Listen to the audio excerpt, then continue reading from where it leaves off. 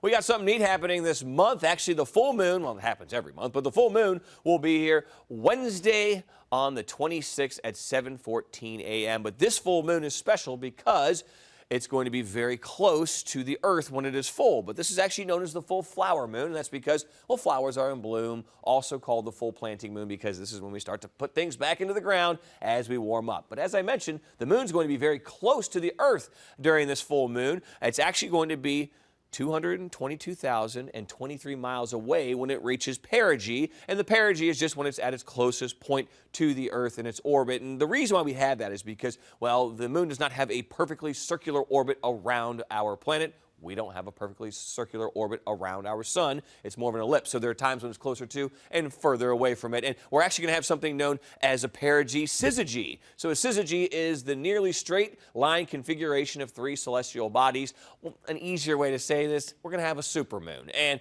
it's going to be called a supermoon because it's a little closer to the Earth at full moon, so it appears a little bigger. In fact, by some accounts, it can appear as much as 14% bigger and up to 30% brighter. And this will be the largest supermoon of 2021. Now, if you look up into the sky when it's at its highest point, or even when it's pretty high above the horizon, it doesn't really look all that different. But if you see the moon close to the horizon, you can really get the full effect. And that's because of something known as the moon illusion. The moon actually looks a little bigger when it's closer to the horizon, and we don't know exactly why.